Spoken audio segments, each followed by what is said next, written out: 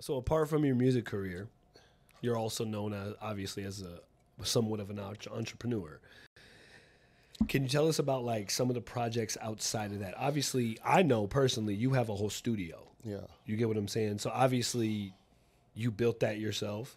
Yeah. You know, like it's a nice, really nice setup. And in reality, outside of that, like what else do you get involved in? You know, I got my hands in a couple different bags. On the music production side, like right now, I'm actually working on a project with Black Silver and Rusty Jukes from Okay. Duck Down Productions, and doing all the engineering and mixing and mastering on that one for Okay. them. As far as other things I got going on, you know, I dabble in show production Okay. on the festival side, and I do a lot of work at music festivals, Dope. doing different things depending on which What show they I'm need, on, yeah. right? So, you know, I just try to keep myself busy Yeah. with things like that, and then, you know, I'm a hustler, man. Like, Growing know, up in Vegas, we yeah. was just talking about that last night at the lab. Growing up in Vegas is you learn how to be a hustler. Sorry. One of our assistant producers back there is going a little insane. he going ham. He's okay though. So, yeah, I tell people all the time, I'm like, bro, in Vegas, there's so many different ways to make money. yeah. Like, if you're, like, literally, this is the city where you can really thrive. It's a lifestyle choice, you know. I feel like a lot of entrepreneurs are, you know, I look at myself as an entrepreneur, but like I was telling you, like, to me, I feel like maybe not on the largest of scales, but, you know, I decided a long time ago, like, I'm not going to have a regular 9-to-5 per se. I'm going to interrupt you. Yeah. The reason I'm going to interrupt you is because you were one of the first people that made me want to be self-employed. I want you to understand that. I know a lot of people that are self-employed, Right. but there's not a lot of people that literally don't know where their next check's coming from and still make ends meet.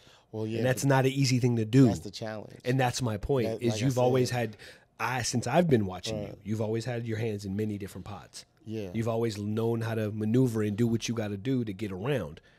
And like I told you earlier before we started, you inspired a lot of people that you probably don't even know. I appreciate Which one of those people is me. I appreciate that. So I'm gassing you up, bro. I appreciate that. You're man. going to take it. I know. I appreciate that. I mean, like I was saying, you know, it was a decision that I made, and it was like, okay, well, I'm not going to have a regular 9-to-5. Mm-hmm. So there is no guaranteed check coming.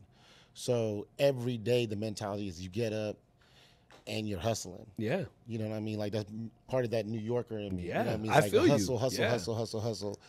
And even when like I got something scheduled here and I got something scheduled there and I got a couple of days off in between, that I'm not necessarily pressed to have to go work. I still get up And go to and work. go work because and figure something out. Yeah. Because you know, it's not guaranteed. Mm-hmm. But and it's better to work more than less. right. But it affords me the flexibility that I want, the life, you know what I mean, in my life.